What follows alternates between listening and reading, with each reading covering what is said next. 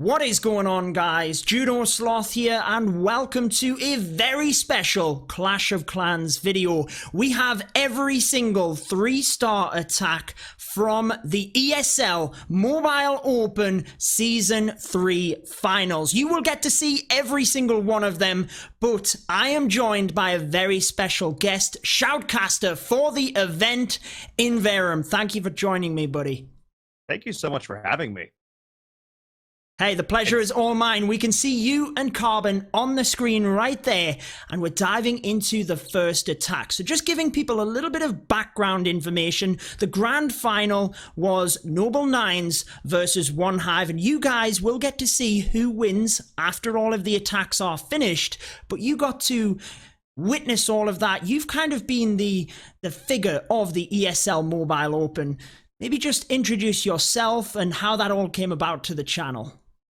For sure. So I'm Paul InVerum Toddkill. I work for ESL, both as a shoutcaster, and I also work on the production and the product side. So I get to work very hands-on with events like the ESL Mobile Open, which is fantastic. It's an event that ESL is very proud of to bring to North America and also across the world as we get a little further into this. But we're super stoked to have this amazing event where basically we create an opportunity for players to get involved in mobile esports if they haven't been before. Clash of Clans, of course, being one of those titles. And between the World Cup and the ESL Mobile Open, Clash of Clans esports has really blown up in 2019. And we're super happy to be a part of that because it's a game that we all really enjoy.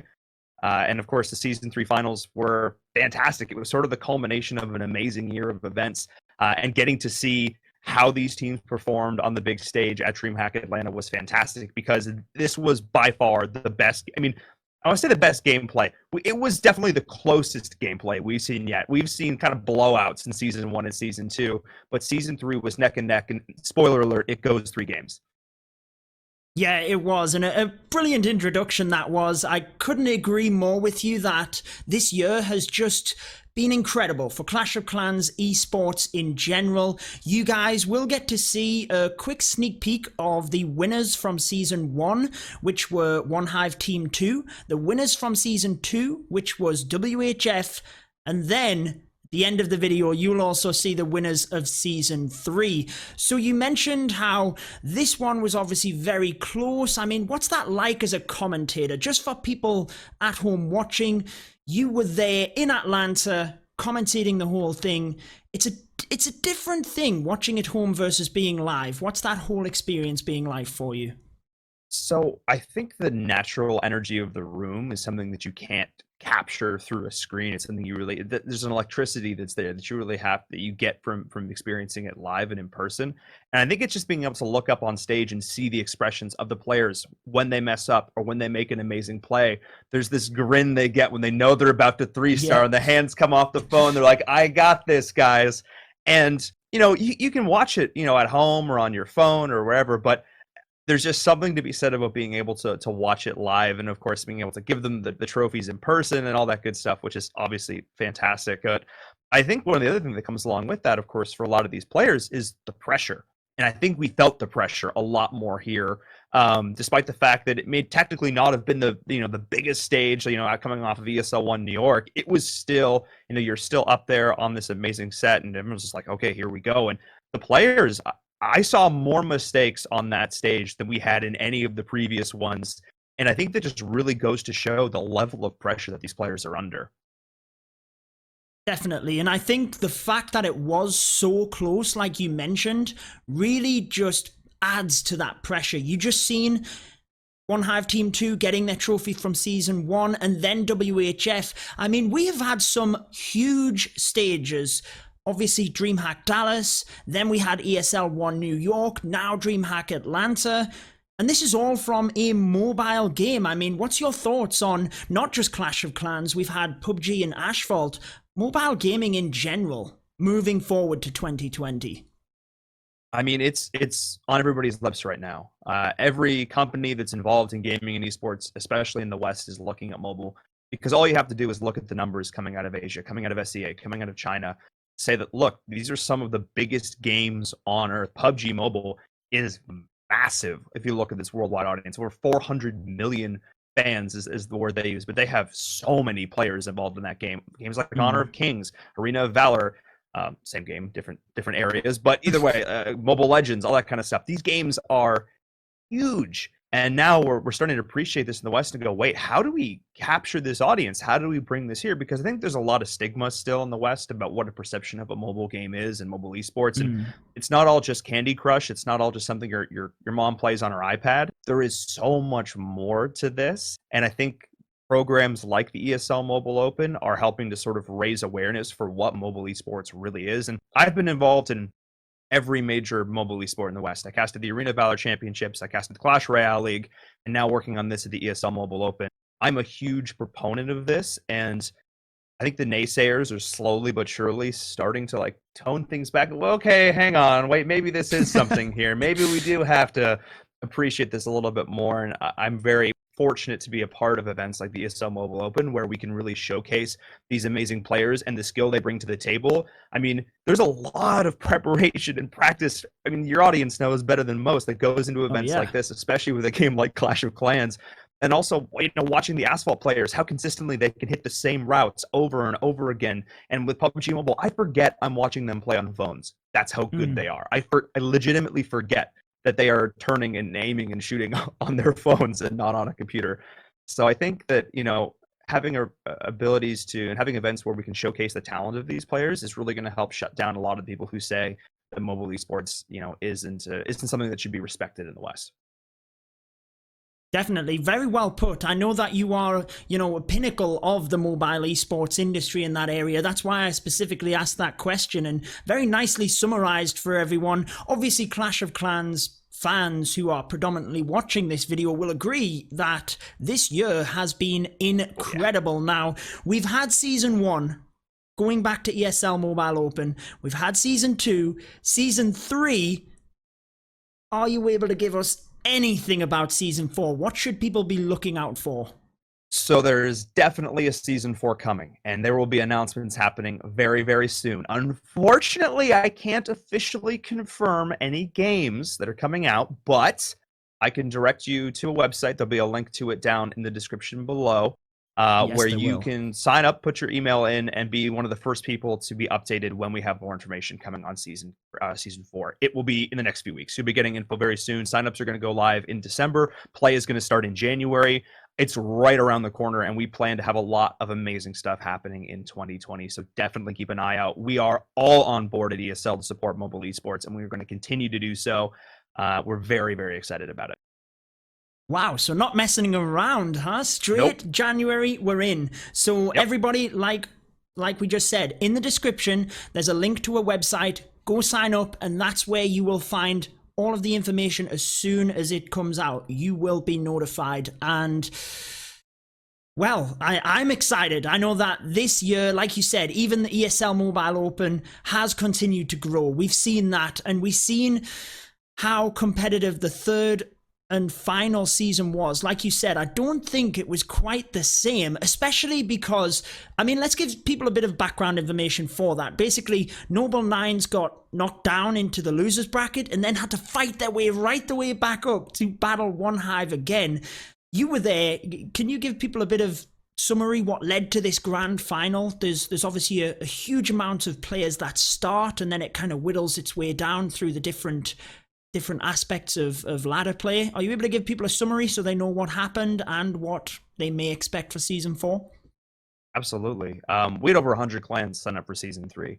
We had a lot of players look to get involved in that. We narrowed that down to 32 over a series of about 6 weeks of play on ladder cup play, to about 32 clans who made it to our playoffs. From there, teams fought their way through. So interesting, Coastal Clash, who was the clan that had made it to the grand finals of both Season 1 and Season 2, back-to-back round of 32, lower bracket round of 32, faced off against One Hive and WHF. They faced the Season 1 and Season 2 champions, the only two teams that have bested them so far this year, back-to-back in ladder play. So that's just sort of set up what Season 3 was going to be all about. That was absolutely wild. And then we got all the way to the end of our upper bracket, where we saw these two clans face off, and One Hive knocked down Noble by 2% or less than 2%. It was so close. And the second that happened, I said, "Look, Noble Nines is coming back. They're making it to the grand finals." I had no doubt because you could tell they were angry. They were pissed that they were that close and they didn't make it. So they fought their way back through a ton of amazing clans to make it to the finals. And for context, every single team that has come in as the number one seed, season 1, season 2, didn't win. The number 2 seed won every single time going into this, which means that on paper, you're like, oh, Noble Nines, they got to have a little bit of, a little something going into this. But One Hive was not going to go quietly. They were going to fight all the way through and ended up pulling it to a game number 3. It was fantastic. But we did, like I said, see some errors from both squads. We saw, 1-star fails on the big stage, which normally we never see in that environment. And that just goes to show how close the nerves are. Players not waiting 1 or 2 seconds for, like on their warden walks, not setting up their funnels correctly.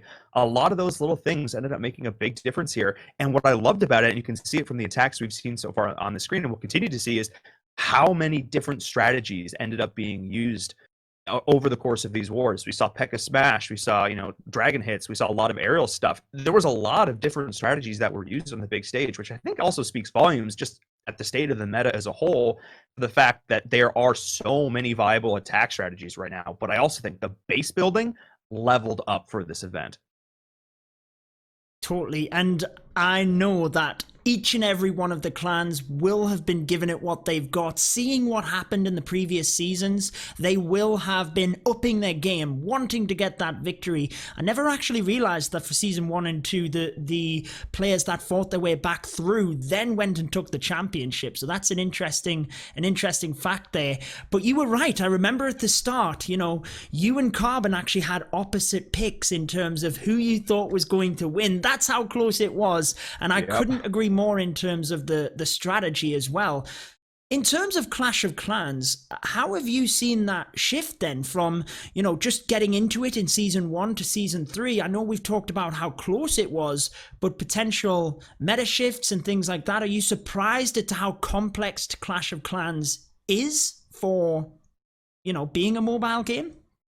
Oh, absolutely. I mean, and I wasn't really somebody who'd played a lot of Clash of Clans coming into this. I learned this game for the Mobile Open. I came from working on the Clash Royale League, so I spent a lot more time working on Clash Royale. So I was familiar with the troops and I was familiar with the world and Supercell titles and working with them. But learning Clash of Clans was so interesting because I love tower defense games just as a genre. And well, Clash of Clans is, Me too. I mean, it's kind of a tower defense game in a lot of ways, but there's obviously it's a lot more complex than that. Yeah. But learning about the little things that go into making, trap positioning, and which we also got that update for the finals, which means you could swap your traps, which means that added a whole other layer of complexity for our finals. That was huge. That was massive. But little things like, how I started to see, I think because I didn't have a lot of bias, I didn't have years under my belts and I didn't have, certain attack strategies that I tended to favor. I was able to look at it maybe a little bit more objectively than some people about what I saw just consistently being executed well. Like P.E.K.K.A Bat was a strategy we saw so much in seasons 1 and even going to season 2. But I think I only saw like 3 stars ever with that strategy, and everybody keeps running it, but nobody knows how to use bats correctly. Nobody saves enough free spells. Nobody identifies the key defensive structures they need to take down with that, and just everything fell to splash damage consistently, time and again. And then eventually that started to phase it out, and we saw some in season 3. We saw a lot of minor hog, variant build attack strategies, and we saw a lot of that kind of stuff coming in. And obviously hog riders in season 2 were super prevalent, and even miners as well. And then dragons coming in with season 3 with some of the changes made there, a lot of mass air, and the mass e-drag strats as well, which I think are fantastic. And for people at home who might not know this, there's no, they have 15 to 20 minutes to really, when they're on stage, to strategize for these wars. They don't have a whole lot of time to scout. There's no scouting time at all. So really, these players, it's what they think they can execute consistently with very little knowledge of their opponent's bases. And that's where I think that we're starting to see a shift in pro play. I can say pro play now, which is amazing. We started to see shifts towards strategies that don't require a lot of setup, which is amazing. And you can see the final results there on the screen. One Hive was able to take it. They just looked a little bit more consistent.